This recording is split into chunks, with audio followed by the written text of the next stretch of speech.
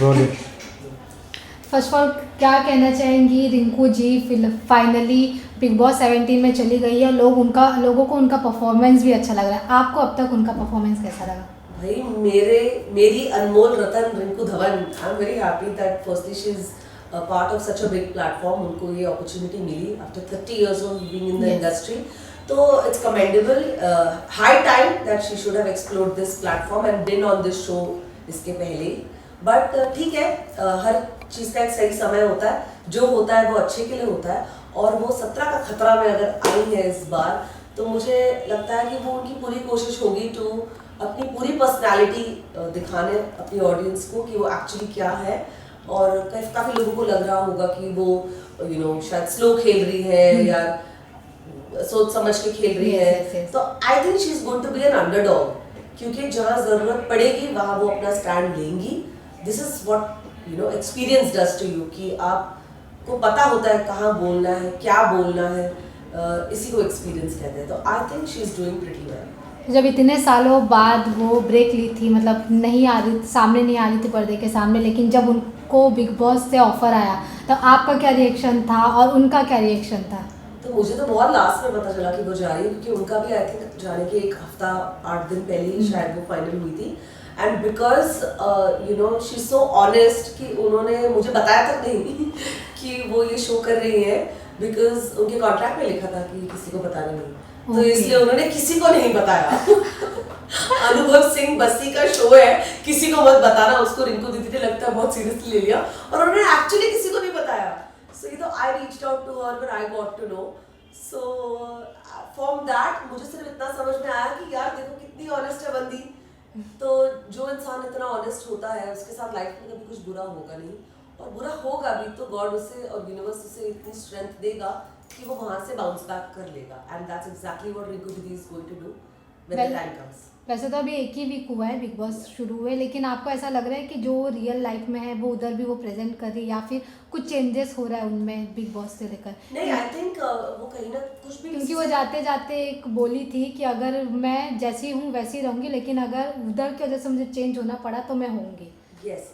सो जितना मैंने अभी तक देखा है, मुझे नहीं लगता कि घर में किसी को भी देख के रिंकू दीदी या तो इनसिक्योर फील कर रही हैं, या उनको लग रहा है कि उनको अपनी गेम अप करनी पड़ेगी, या वो इन्फ्लुएंस हो रही है किसी के गेम प्ले से कि यार ये इतना कर रहा है मुझे भी करना चाहिए।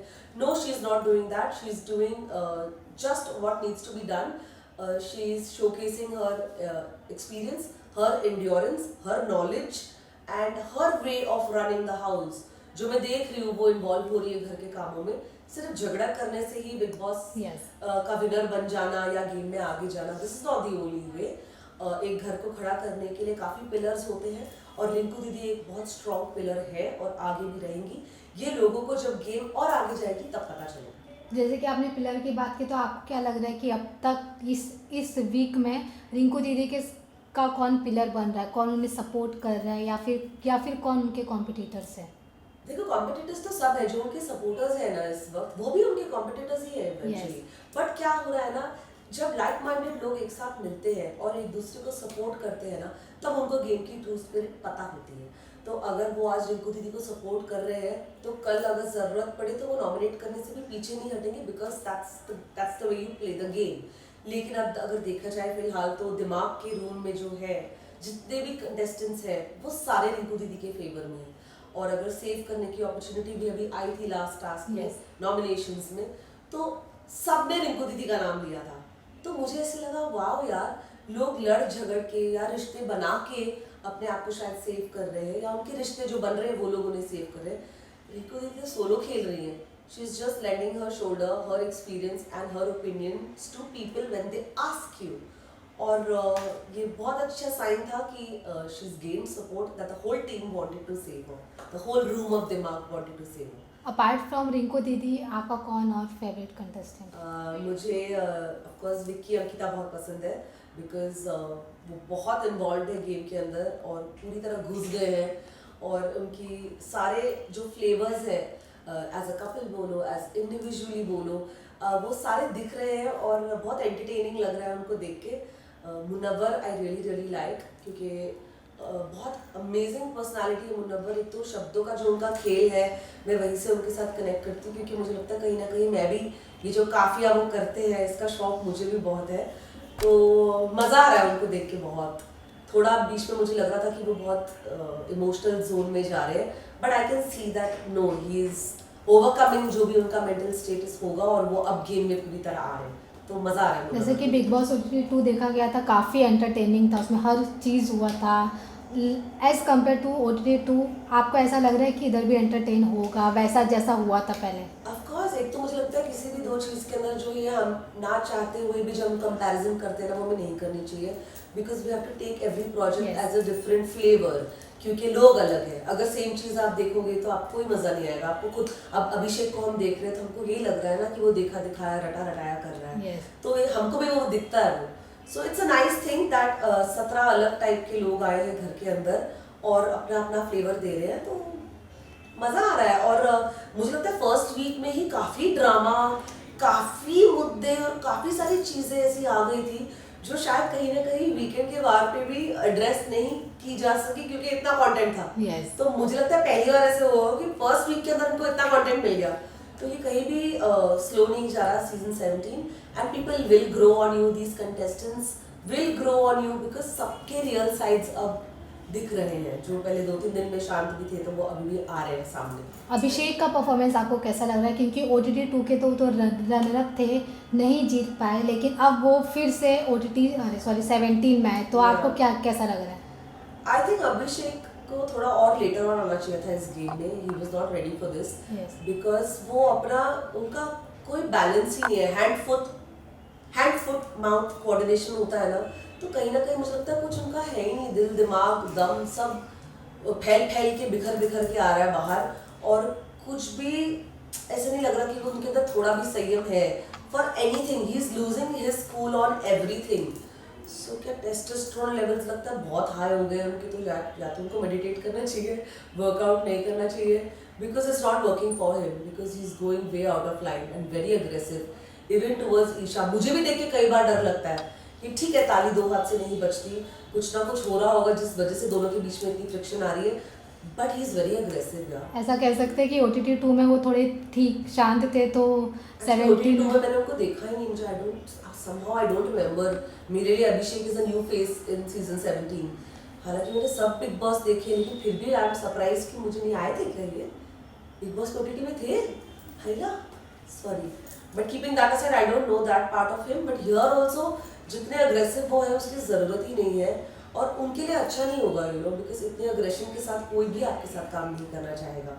जैसे कि OTT 2 में वो बना था, एक इतिहास रचा गया था कि एलविश यादव जीते थे वाइल्ड कार्ड एंट्री के बाद, और वो आप पिछली बार आपने उनके ऊपर बोला भी था, उसके बाद आपको थ्रेड्स आने लगे, ट्रोल करने लगे आपको लोग, उसके बारे में क्या कहना चाहिए? बहुत डिस्टर्बिंग था ये, क्योंकि मैं 18 ईयर्स से इस इंडस्ट्री में काम कर रही हूँ, और मैंने कभी भी अपनी ओपिनियन बिना मांगे नहीं दी। मैंने कभी भी ऐसे लाइव स्ट्रीम करके या किसी के ऊपर कुछ भी, किसी के पॉइंट ऑफ व्यू को कॉल आउट करके मैंने कभी भी किसी भी सिचुएशन में से अपने आप को नहीं डाला है।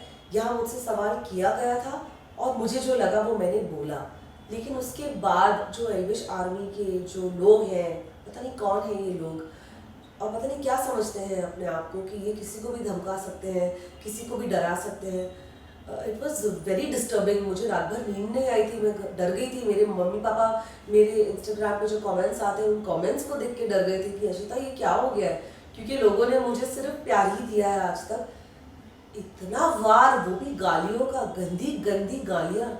मेरी पूरी कोशिश रही कि मैं एक एक को इंडिविजुअली जाके ब्लॉक करूँ, रिपोर्ट करूँ इंस्टाग्राम पे, जो मैंने किया भी, लेकिन ये खत्म ही नहीं हो रहा यार। मतलब this is a war that I think needs to be fought in the right spirit. You can not call out and abuse people just because वो अपना ओपिनियन दे रहे हैं व्हेन आस्क्ड। आप नहीं धमकी दे सकते हो, ये गलत है। सो मुझे लगता है इसके लिए स्टैंड लेना, इसके लिए आवाज़ उठाना, ज़रूरत पड़े तो कंप्लेन भी फाइल करना बहुत इम्पॉर्टेंट है। And again you are asking me, so I am telling you that this was very disturbing for me. तो आप अब तक किसी के ऊपर ऐसे केस फाइल नहीं किया है ना, और पुलिस जाकर कि ऐसे मुझे डेथ थ्रेट्स आ रहे हैं ना? नहीं, अभी तक नहीं। मुझे I don't know, this is very new to me. Yes. तो मुझे भी बहुत घबराहट हो रही है कि इसके साथ कैसे डील किया जाए। तो I just want to request this entire so-called army that guys please chillax, calm down.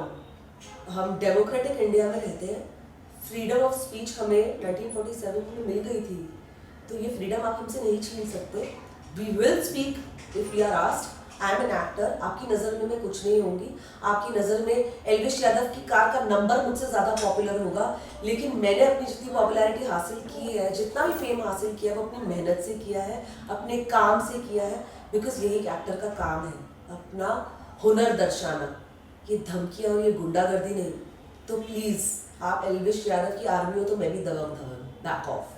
ऐसा कह जा रहे हैं कि लोग, ऐसा वीडियो वायरल हो रहा है कि आप उनको सॉरी भी बोल दिए। लोग पता नहीं कौन सा वीडियो है ये, कौन वायरल कर रहा है, मैंने आज तक सॉरी नहीं बोला उनको। मैंने कोई स्टोरी देखी थी जिसमें उन्होंने कहा था अरे अरे वो सॉरी बोल रही है, मैंने उसको सिर्फ ब्लाइंड आई दिया क्योंकि मुझे लगता है ये बच्चे होंगे, शायद इनको शायद नहीं पता होगा ये क्या कर रहे हैं। You know they are just following one, you know एक भागता है उसके पीछे 50 भागते हैं, ये शायद वो है। I wanted to give it a blind eye, but again since you have brought it up, I have not asked for any apology. मैं सिर्फ हाथ जोड़ के ये रिक्वेस्ट कर रही हूँ कि जो गंदी भाषा का इस्तेमाल आप लोग करते हैं प्लीज़ मत करिए। हम फैमिली वाले लोग हैं, हमारे बच्चे हैं, दोस्त हैं, सर्कल है, इंडस्ट्री में नाम है, प्लीज़ ये गालियाँ मत दीजिए प्लीज़। मेरे से मेरा ओपिनियन मांगा था, मैंने वो ही दिया, वो भी बहुत प्यार से। So please don't abuse. अगर बात करें पर्सनली, नॉट बिग बॉस, मतलब पर्सनली एल्विश के बारे में आप क्या सोचते हैं? पर्सनली एल्विश आई थिंक मैंने जितना उनको देखा है बिग बॉस में ही देखा है, मुझे अच्छे लगे थे वो। He was funny, he had his side where, बहुत एक आम आदमी का एक बहुत ऑनेस्ट इंसान जो होता है, मैंने वो भी देखा उनके अंदर। बस ये डेटाबेस ने ना ओवर पावर कर दिया है एल्विश को, तो मुझे लगता है एल्विश, ये तो वही बात होगी भाई, चाय से ज़्यादा केटली गर्म है। तो please just figure your shit out and tell your people कि आपकी अच्छाई एक्चुअली खत्म हो रही है आपकी आर्मी की वजह से। सो कर लो इसको कंट्रोल, वरना आर्मी के पास गन होगी लेकिन बंदूक के अंदर गोली नहीं होगी चलाने के लिए, फिर क्या करोगे? टाइट टाइट पिश पिश पिश। और लास्ट मैसेज रिंकू दीदी के फैंस के लिए, क्योंकि आपके थ्रू उनको मैसेज मिलने वाला है। यस, रिंकू दीदी के सारे फैंस को मैं ये बोलना चाहूँगी that she is actually like I call myself दबंग धवन, तो वो दबंगी कहीं उन्हीं से सीखी है मैंने। So be rest assured entertainment का पूरा डोज मिलेगा, सारा ड्रामा, सारे एलिमेंट्स और सारे फ्लेवर्स आपको चखाए जाएंगे, क्योंकि जो धवन परिवार है वो पंजाबी है और साडी रिंकू को भी पीछे नहीं हटने वाली, तो ये पंजाबी तड़का आपको जरूर दिखेगा। Just wait and watch. आप जब इतना बवाल मचा तो रिंकू दीदी कितना मचा मैं कहाँ बवाल मचा रही हूँ यार, मैं तो दिल से बोल रही हूँ जो बोल रही हूँ।